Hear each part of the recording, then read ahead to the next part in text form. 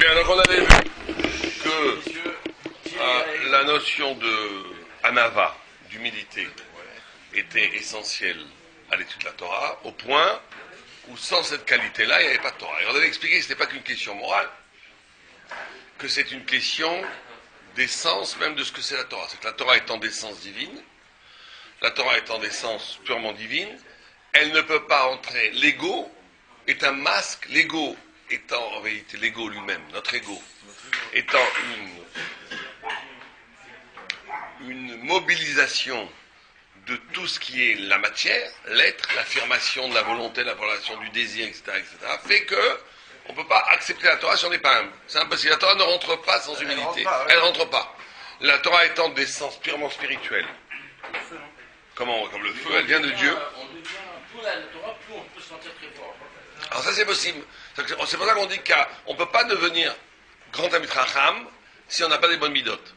Mais une fois qu'on est grand Talmid Chacham, on peut tomber avoir des mauvaises midotes, parce qu'on peut après effectivement s'enorgueillir et jouir la puissance que la Torah te donne. Ça c'est le grand danger, l'épreuve que peut arriver pour quelqu'un qui est arrivé dans la Torah. Mais en tous les cas, pour accéder à la Torah, tu ne peux pas avoir. Si quelqu'un n'a pas de bonnes midotes, il ne peut pas accéder à la Torah. C'est impossible. Ça ne rentre pas. Parce que l'ego fait écran. Il est un immense sadique, Elisha Ben Abouya. Simplement, il est tombé, comme on dit. C'est pas parce que tu as toujours la liberté, tu peux toujours tomber. Mais tu ne verras jamais un homme qui arrive à une grande hauteur de Torah s'il n'est pas lui-même, avant tout, incroyablement humble, incroyablement assoiffé de Torah, de vérité, s'il n'est pas quelqu'un qui a renoncé à l'ego, renoncé à la jouissance d'être reconnu comme le plus beau, le plus fort, à se montrer. Tout ça, ça n'existe pas. Il a renoncé au moi. Il a renoncé au moi. Ce qui l'intéresse, c'est Dieu, l'autre, la vérité. Là, et donc il est structurellement un âme. Maintenant, cet homme-là, lui, il a accès à la Torah. Maintenant, une fois que tu as la Torah, la force de la Torah, tu peux effectivement tomber. Tu peux toujours tomber. Tu te sens fort, tu sais tout. C'est très possible. D'accord? Et c'est pour ça que la Torah, elle est comparée à l'eau. Elle est comparée à l'eau parce qu'on a dit l'eau, effectivement, c'est la vie. C'est le début de la vie, mais aussi parce que l'eau, elle va vers le bas. L'eau, elle a une attirance, elle se laisse toujours, elle va vers le bas. D'accord? De la même façon que l'eau, on l'a mis en haut, elle descend vers le bas. Pirouche. C'est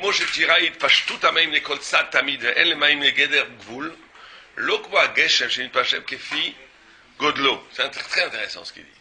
Il dit, regardez, l'eau qui est l'élément le plus simple de la création pratiquement, cette simplicité lui donne une extraordinaire souplesse d'épouser toutes les formes. L'eau, elle n'a pas de forme à elle. Ouais, vous la mettez, elle prend toujours vous la mettez dans un bassin, elle prend la bassine. Donc l'eau est riche de toutes les formes. Pourquoi elle est riche de toutes les formes? Parce qu'elle n'a pas de forme à elle. Et il dit, toute chose qui est matérielle impose sa forme. Et cette forme qu'elle impose, parce qu'elle est gâchemie, elle est rave, elle est épaisse. Or, cette forme qu'elle impose a pour conséquence qu'elle est étrangère aux formes qui ne sont pas elle. Alors que l'eau, étant donnée complètement humble, ayant toujours vers le bas, l'eau étant le symbole même de l'humilité, elle a la possibilité d'épouser toutes les formes. Il n'y a pas une forme qu'elle ne peut pas épouser. Dans une bouteille ronde, ovale, Comment? Encore mieux. Elle peut prendre la forme même vaporeuse. La forme, elle ne disparaît pas. Bah non, la vapeur d'eau, ça existe, les molécules d'eau, elles sont là. Simplement, ce qui est extraordinaire, l'idée qu'on nous donne, c'est que l'eau, étant donné qu'elle n'a pas de forme à elle, d'un côté, elle est très pauvre, puisqu'elle n'a pas de forme à elle. Comme elle n'a pas de forme à elle, donc elle n'a pas d'essence, presque. Mais elle est riche de toutes les essences. Or, c'est cette qualité. Alors, un homme ne doit pas être que haut, il ne doit pas être nul et non avenu, mais il doit épouser cette dimension-là, d'être riche de toutes les formes, d'être dépouillé de toute prétention à une forme précise, pour pouvoir devenir tout. Donc l'humble a la capacité de devenir tout, puisqu'il n'y a pas de limite à son devenir. Toutes les formes possibles sont possibles. C'est pour ça que la Torah est comparée à l'eau. D'accord? C'est extraordinaire comme phrase. וזה שאמר מה המים מניחים הגובע והולכים, וזה שאמר מה המים מניחים הגובע והולכים למקום נמוך, פירוש כמו שתראה התפשטות המים לכל צד, לא elle peut aller dans tous les côtés. Tamid, tout le temps.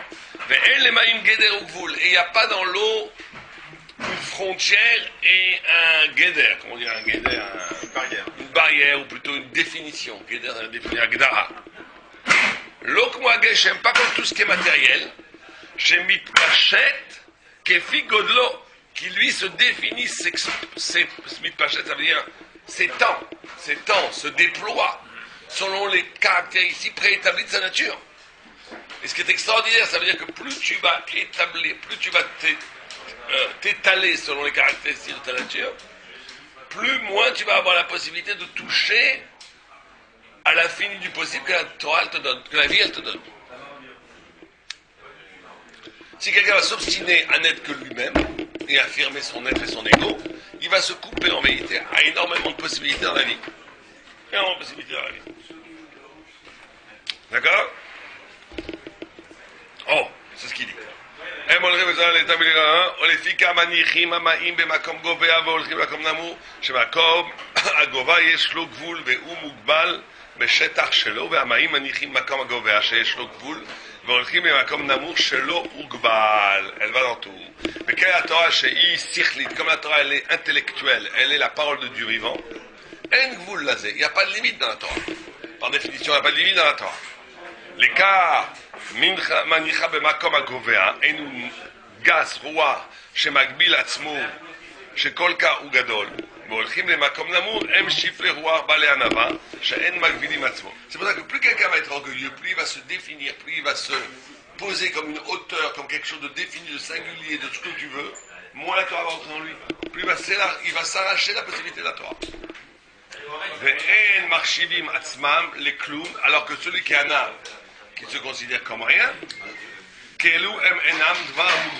donc ça veut dire que cette humilité leur donne une souplesse identitaire qui ne sont pas en réalité, ils ne sont rien, ils ne sont pas définis. D'accord? Oh, c'est pour ça que la Torah se trouve chez eux. C'est pour ça qu'on trouve la Torah chez eux.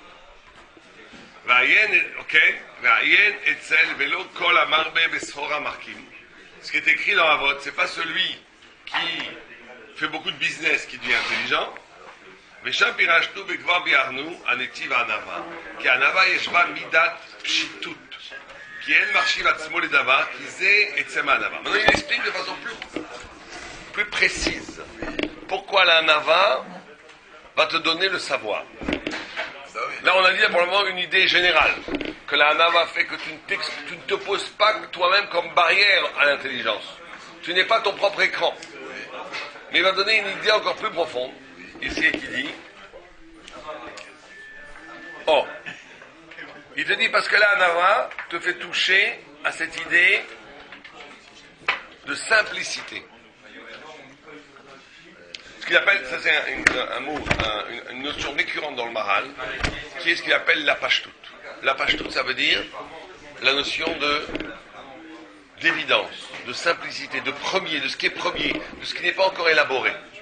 Il dit, il y a quelque chose de fondamental dans le rapport à l'intelligence, qui est la capacité de comprendre des choses non élaborées. Et ça, c'est fondamental. C'est-à-dire, très souvent, la culture va être le premier obstacle à la véritable intelligence. Pourquoi? Parce que la culture t'empêche de voir les choses dans leur fraîcheur, dans leur virginité, dans leur éclat premier, et tu vas toujours projeter des représentations déjà connues sur une chose alors que tu te trompes complètement. C'est pas ça qu'il faut voir à ce moment-là. Il faut voir autre chose. Il est préconçu, on pourrait dire, ouais. Il est préconçu. Mais surtout, il est composite. C'est-à-dire qu'on ne peut pas, quand on dit composite, tu ne peux pas apprécier quelque chose sans une référence à autre chose.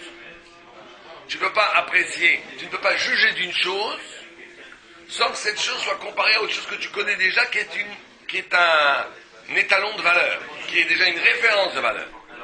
Ce qui avant, je vous donne un exemple bidon, mais juste pour qu'on comprenne. Là, quand les impressionnistes sont arrivés, si on les comparait aux références classiques, c'était une abomination. Pour le monde. Pour l'académie classique, c'était une abomination. Tu transgressais toutes les règles de l'esthétique connues. Or, quand ils ont commencé, ils ont inventé une nouvelle esthétique. Il fallait avoir un regard neuf pour être capable d'apprécier cette nouvelle esthétique.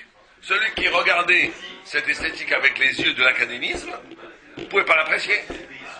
Tu comprends? Je peux me rendre compte que c'est comme ça que par rapport à... Pas forcément. Là, justement, il te dit qu'il faut une rupture avec les références. Il dit une des capacités de l'intelligence, c'est d'être capable de rompre avec le système de référence. c'est un abstrait. Alors ça dépend, après ils en abusent. Le problème c'est qu'il y en a qui en abusent. Il n'y a plus de référence, donc je fais quoi? Je fais un trait, le maître de Boston acheté pour 10 millions d'euros. Donc là, tu comprends? Bon, pourquoi pas? On va dire oui, c'est le geste qui compte. Il y a beaucoup de gens qui vont voir ça. Ouais, bien sûr. Mais comme toute chose, ça peut être perverti. Comme toute chose, ça peut être perverti. Mais l'idée à l'origine, elle est vraie. L'idée, elle est vraie. L'idée que être capable de reconsidérer un objet, un événement, un regard, une personne, absolument sans référence dans sa singularité, dans ce qu'elle est elle-même, et d'essayer de voir cette dimension en elle, c'est fondamental par rapport au fait même de l'intelligence. Sinon on n'est toujours on a une intelligence culturelle qui n'est là qu'en vérité à reproduire des liens avec des espaces connus, et c'est tout ce qu'on fait. Quelqu'un qui est vraiment kracham, on remarquerait ça même dans la Torah, c'est quelqu'un qui est capable de se dessaisir de la maîtrise de son savoir, de se laisser déstabiliser et de se laisser surprendre par quelque chose qui n'obéit pas à ses règles de savoir, mais qui voit qu'il y a quelque chose dedans. Quelqu'un qui est très, très savant, très érudit, mais qui n'a pas ce pouvoir, il est un peu bête. Il est un peu bête parce que tout ce qui rentre pas dans ce qu'il connaît, il est obtus, ça l'intéresse pas, c'est niais. Mais pas que ça, parce que la référence est aussi essentielle. C'est la chaîne de ce qu'on a déjà acquis. C'est dommage d'oublier tout ce qu'on a acquis. Mais il y a un mouvement, un double mouvement. Il y a un mouvement référentiel et il y a un mouvement du chidouche de la nouveauté, de l'inouï, de quelque chose qui est absolument inouï d'un point de vue étymologique, qui n'a jamais été écouté avant. Quelque chose de l'ordre qui apparaît avec un visage absolument nouveau. Et ça renvoie à la Hanava. Parce que la Hanava, il nous dit, a cette qualité de pashtout, de simplicité.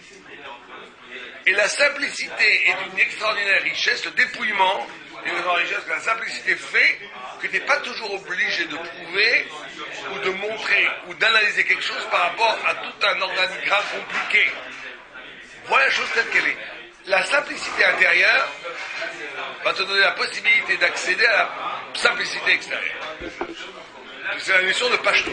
La notion de pashtout, on la voit très souvent dans le Maharal, très très souvent. C'est la notion d'évidence, ou de choses non composites en soi. Qui elle m'a marché va se modva, qui zé et sema adava, avant la marché va se modva. Donc l'essence même de l'humilité, c'est de ne pas se considérer comme quelque chose. Ne pas se considérer comme quelque chose.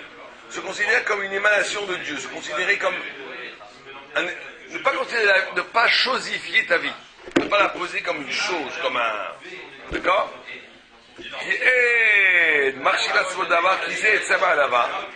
Donc il dit l'essence de l'humilité, c'est quoi? C'est de ne pas te poser comme une entité en soi. C'est ça un ava. Ava marchava smol et dava, mais celui qui se pose comme un homme important, comme quelque chose. Il est important à ses yeux. Ze'en zemidat pashtut, pshitut. Ça, c'est une trahison par rapport à la dimension de simplicité.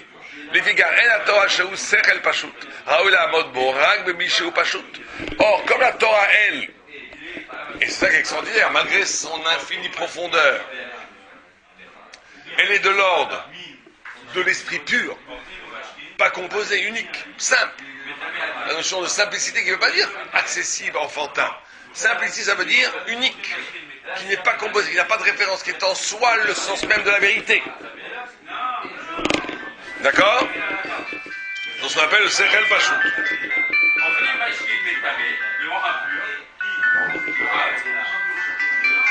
Je baisse le son, je ne sais pas comment le baisser. Comment on baisse le son là? Je réponds vite. Allô, oui?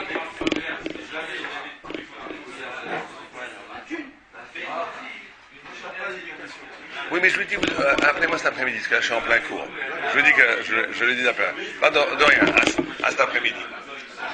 Au revoir. D'accord? Ok, shekol pashut raoui la'amod bo rak bemi shehu pashut ve'en marchiv atzmo ledavar. Donc quelqu'un qui ne se considère pas comme quelque chose.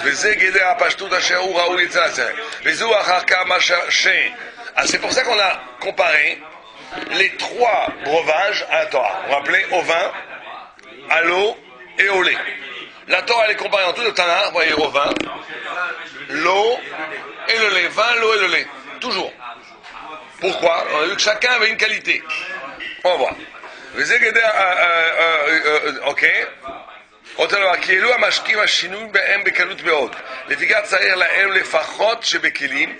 Or, il dit ces trois breuvages, ils ont une qualité qu'ils sont très sensibles. C'est que leur goût change très rapidement. C'est très fragile. Le vin, il peut tourner très vite. Le lait, il tourne en 1 minute. Et l'eau aussi, le goût, comme elle est neutre. Elle prend les goûts de... C'est pour ça qu'il faut les mettre... Comme ils sont très sensibles, parce qu'elles sont très proches d'eux-mêmes, il faut les mettre dans des kélim très humbles. On ne peut pas les mettre dans de l'or et de l'argent. Si tu les mets dans l'or et de l'argent, ça tourne. D'accord? Les Romains mettaient le vin dans le plomb, mais c'est mauvais. C'est beaucoup de vin dans les verres de tout le monde. Et alors? Bah, après, ça a dégénéré. Tout ça, ils ont dégénéré complètement. C'est devenu complètement. Ah bon? Ouais, c'est horrible ça. Parce que le plomb, c'est mauvais C'est mauvais. pour le cerveau. Mais c'est une dégénération, ça les a affectés, ils sont devenus complètement. Vous voyez, comme quoi, hein? כלי חרס אינו פועל במשקה, אוקיי? אבל בכסף וזהב משנה את המשקה, וזהו מפני שאין הכסף והזהב פשוט, כמו שהוא פשוט פחות משווקים, ולכן משנה את המשקה. Et il te dit, même si tu mets le meilleur vin dans quelqu'un, la Torah, la meilleure Torah dans la Torah, si elle est contenue dans une conscience orgueilleuse, c'est comme mettre du vin dans une jarre d'argent ou d'or, qui fait tourner le vin. Ça le fait tourner. Parce que c'est une contradiction, le vin est pas shoot, il y a une sorte de simplicité d'essence à préserver. Si tu l'as mis dans un environnement qui n'est pas simple, qui est composé de quai, ça le fait tourner. C'est pour ça que la Torah n'est donnée qu'à celui pour qui est humble. Parce qu'en vérité, là on voit le lien fondamental qu'on voit tout le temps dans la Torah, entre la conscience, l'intelligence et les midotes. Le fait qu'il y a un lien très profond entre les midotes, ça veut dire comment on peut dire les midotes, la qualité morale et l'intelligence. Ce n'est que parce que quelqu'un est lié et profondément humble qu'il va pouvoir comprendre toutes sortes de variations de simplicité dans la Torah. De ne pas le maquiller, de ne pas l'habiller avec toutes sortes d'idées fausses, qui va à la fin faire qu'il ne va pas avoir dans la Torah. Donc la mida et le savoir sont liés.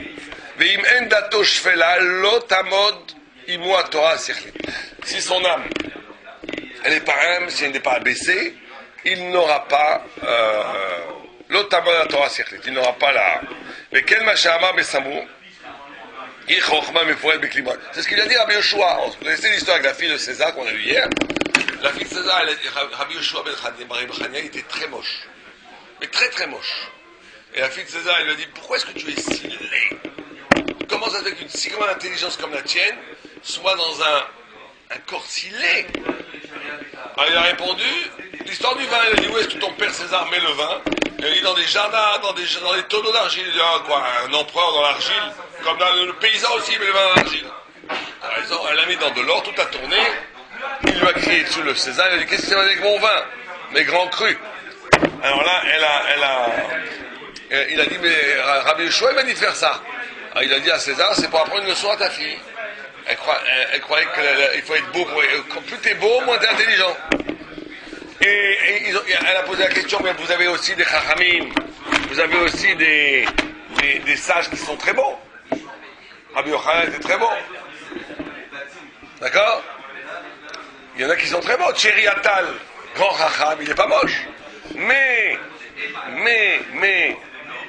il avait dit, écoute ça bien Thierry, que si tu étais plus moche, je serais plus intelligent. Vous avez répondu. Il a dit, oui, t'as raison. On a eu des sages qui étaient beaux, mais ils auraient été plus moches, ils auraient été plus intelligents. Eux, ils sont devenus intelligents malgré leur mocheté, on va dire. Vous comprenez? Alors, c'est ça qu'il dit ici. Non, à cause... comment je dis? Non, ils sont devenus beaux malgré leur beauté. Ils sont devenus intelligents malgré leur beauté. Pardon.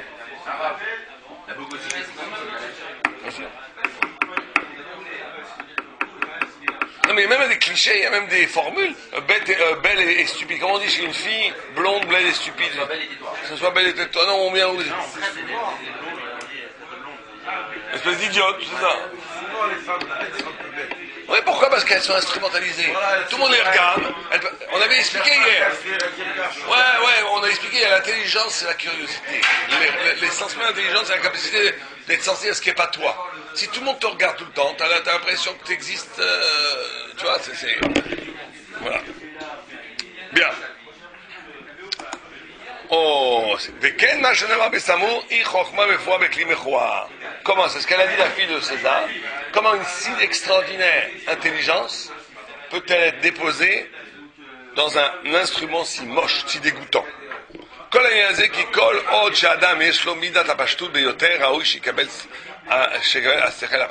Et tout ça, c'est lié à le même principe, que plus quelqu'un est simple, plus quelqu'un est dans la simplicité de la vie, plus il va recevoir la lumière de la Torah. C'est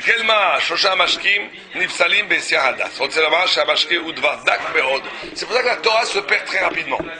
On dit que la Torah, elle se perd très rapidement, comme le vin tourne tic-tac, comme le lait tourne tic-tac, et comme l'eau prend très rapidement un mauvais goût si on ne la met pas exactement où il faut. Donc il va falloir avoir, pour garder la Torah intacte en nous, une vigilance.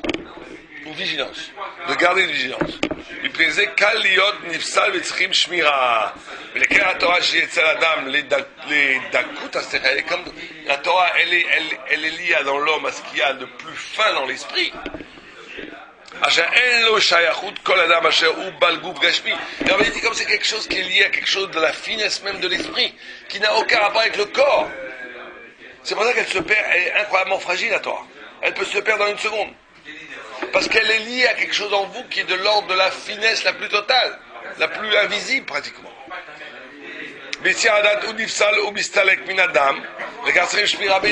C'est pour ça que garder la Torah en soi, ça demande un travail quotidien, parce que dès qu'on redevient homme, on va dire, dès qu'on redevient normal, la Torah n'a plus de sens.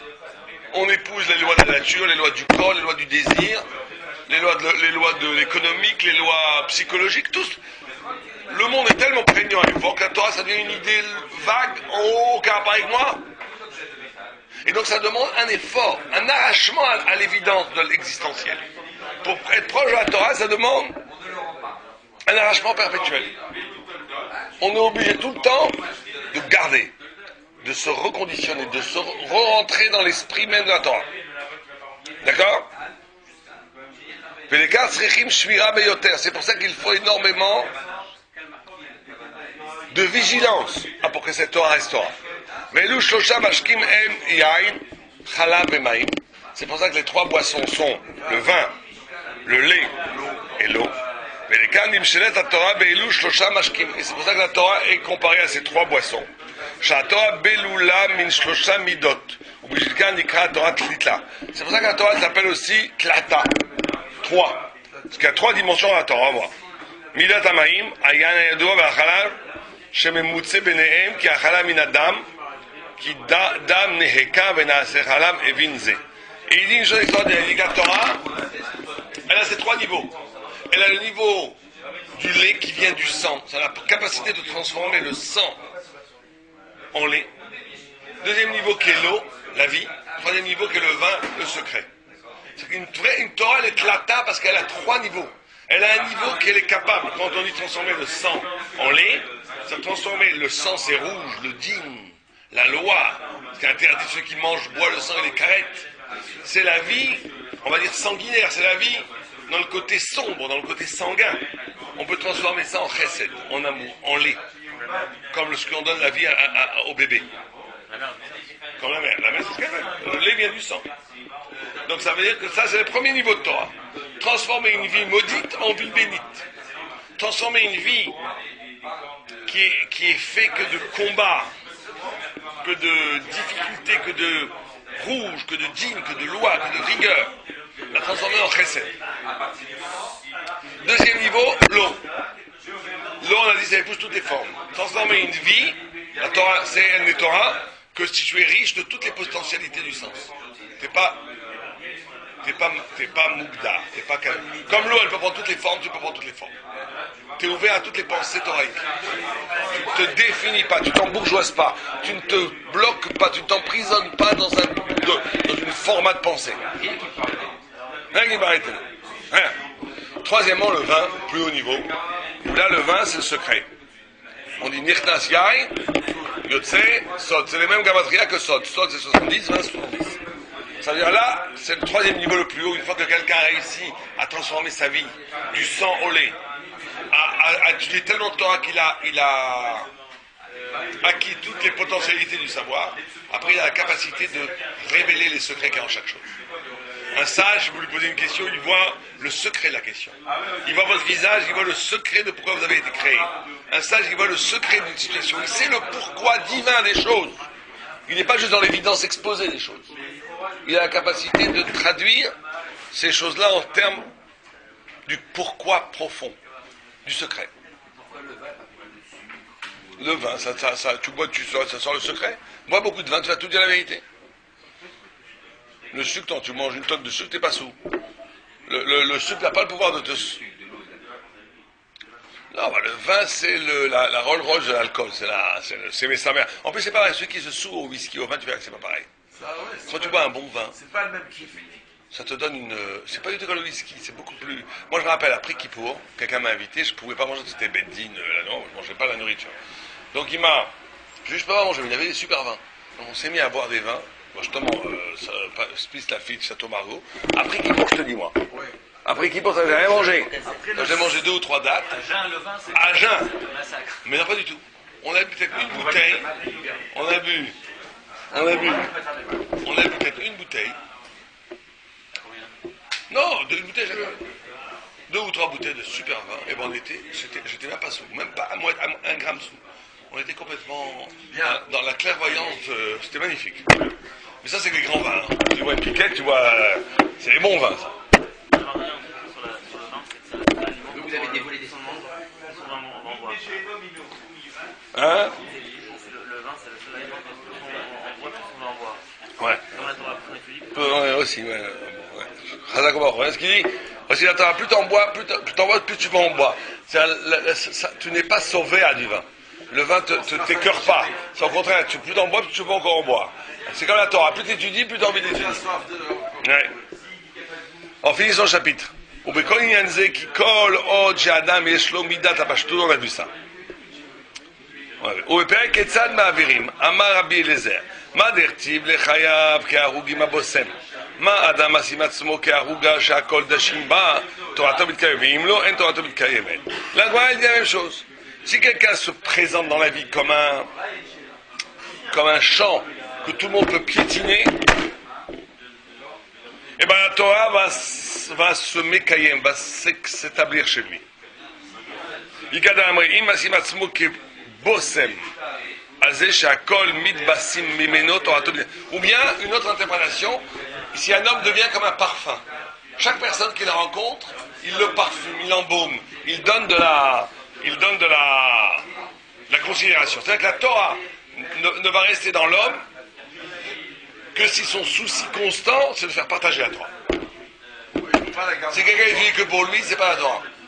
La Torah, c'est un bien national. C'est quelque chose qui doit être un mechoula, qui doit être partagé avec tous les juifs. Et donc le souci de faire partager la Torah avec tous les juifs, c'est pas simplement, encore une fois, une mida en plus, c'est l'essence même d'avoir compris ce que c'est la Torah. La Torah, c'est l'âme de tout âme Israël. Donc si tu ne le fais pas, si tu ne partages pas la Torah que tu as étudiée, c'est que tu n'as pas étudié la Torah. Parce que la Torah, elle demande à être partagée entre les juifs, parce que la Torah, c'est le bien de tous les juifs. Dans le schéma, ce qu'on dit, le shema, le bout ou l'ami.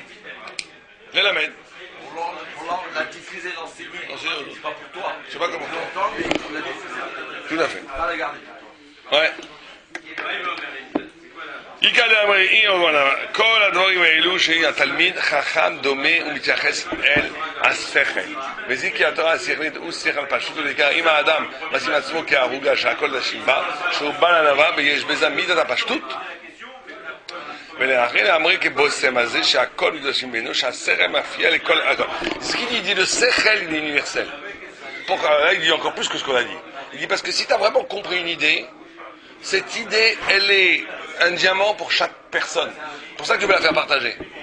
Si c'est la vérité, elle doit être donnée, elle doit être partagée avec les autres, elle doit être dite.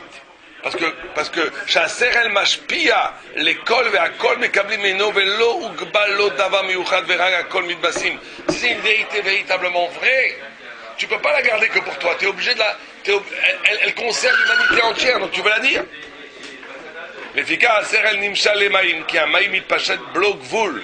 C'est pas là que l'eau, comme tu as dit, l'eau elle va partout, elle se déverse dans tous les sens.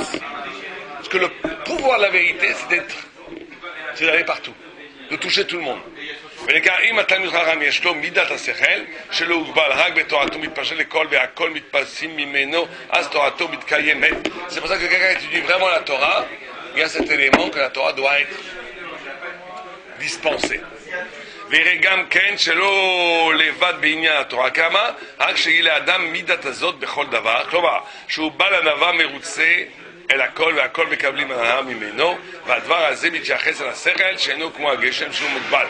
Et c'est pour ça qu'un homme qui est anav, c'est pas que dans la Torah qu'il sera anav, il sera anav dans tous ses rapports humains. Et tout le monde profitera de lui. Parce que lui, il ne se pose pas comme un absolu, comme un danger pour l'autre, comme une matière qui essaie d'annuler l'autre. Il se situe dans l'esprit, et l'esprit c'est partageable, il n'y a pas de problème de concurrence. Vous comprenez? Il n'y a des problèmes de concurrence, de jalousie, que dans la matière. Dès que tu n'es pas dans la matière, tu es dans l'esprit, l'esprit il est à tout le monde, il est universel. Donc il n'y a pas de... Et donc tout ça, on voit que la mida de anava et la mida d'intelligence, elle est liée. C'est pour ça que tu ne peux pas être véritablement intelligent sans anava. Parce que si tu es dans l'orgueil, tu es dans la matière ta propre présence. Donc tu es à côté de l'esprit. Et c'est pour ça que l'autre te sent comme un danger. C'est pour ça que l'autre il n'aime pas. Et c'est comme ça la vie, il y a des disputes. Alors que quelqu'un qui se situe son identité, son souci dans la vérité c'est pas personnel, c'est pas l'ego. La vérité c'est à tout le monde, donc il veut la partager.